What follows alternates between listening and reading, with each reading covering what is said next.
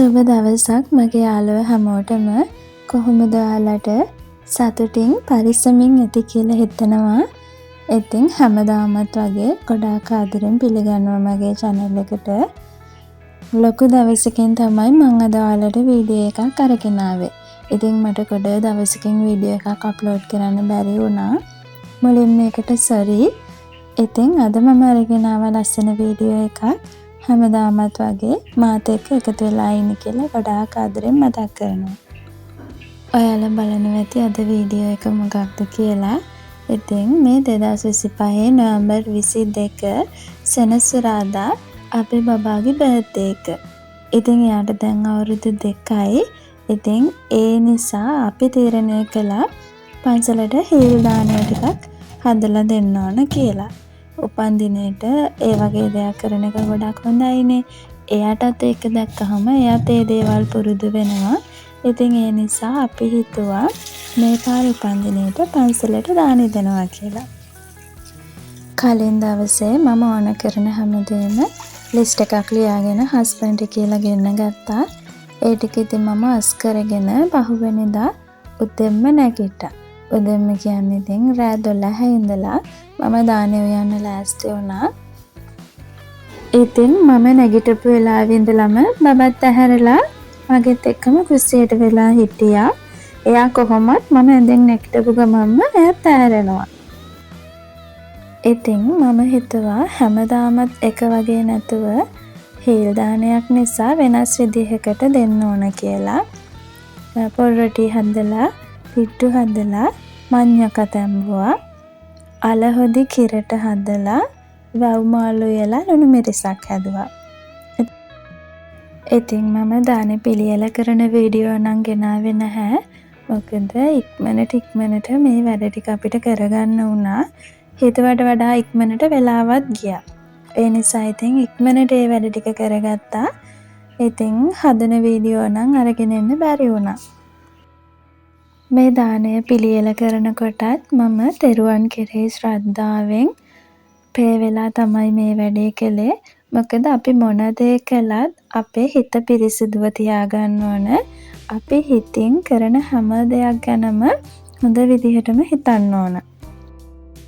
එතකොට තමයි අපි කරන හැම දෙයකම යහපත් ප්‍රතිඵල අපිට හම්බ වෙන්නේ. උපන්දිනයක් කියන්නේ හැමෝටම සතුටු වෙන්න තියෙන දවසක්. හැබැයි ඒ දවසේ වටිනාකම වගේම වැදගත්කම අපි හොඳින් තේරුම් අරගෙන ඒ දවස සමරනවා නම් තමයි ගොඩක් වටින්නේ. ඉතින් හැමදාමත් වගේ උපන්දිනේට පාටි දාන්නේ නැතුව මේ වගේ දෙයක් කරලා බලුවහම හිතට දැනෙන සැනසීම කොච්චරක්ද කියලා ඔයාලත් දන්නවා ඇති.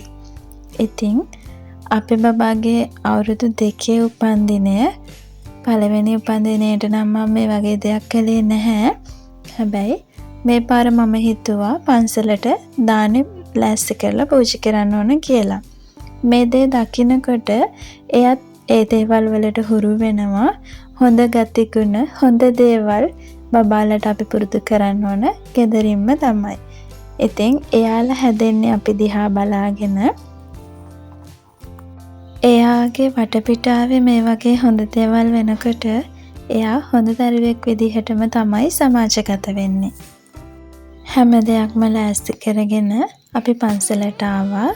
මල් පහන් පූජා කරලා උතුම් ගෞතම බුදුරජාණන් වහන්සේට අපි පිරිසිදුව පිළියෙල කරගත් දානේ අග්‍ර කොටස පූජා කරන්න තමයි දැන් ලෑස්ති වෙන්නේ. මේ දෙයට සම්බන්ධ වුණු හැම කෙනෙක්ටම මේ පින් අනුමෝදන් වේවා.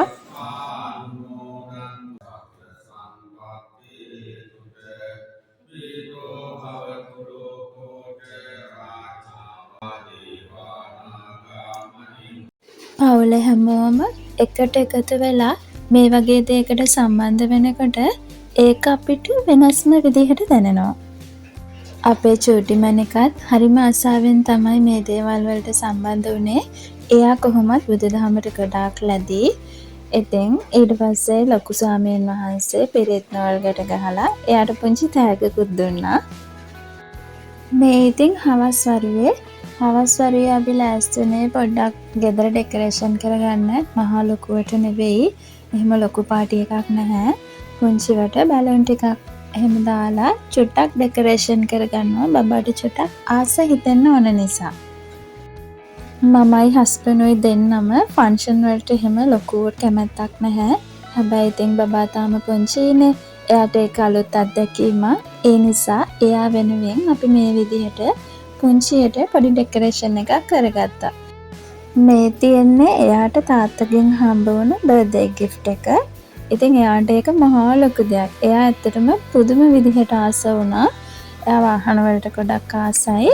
ඔයාලට පේනවනේ එයා ඒක දැකලා කොච්චර සතුටු වෙනවද කියලා.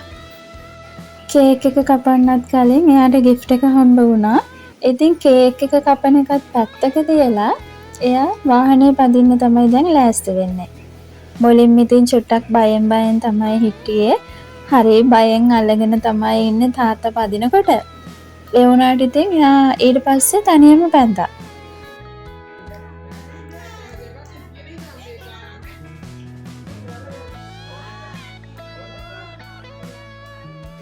තාත්තා, බාප්පා, ලොකු තාත්තා, අත්තම්මා, සීයා ඔක්කොම වට කරගෙන එයා මුලින්ම කළේ වාහනේ පැදපු එක.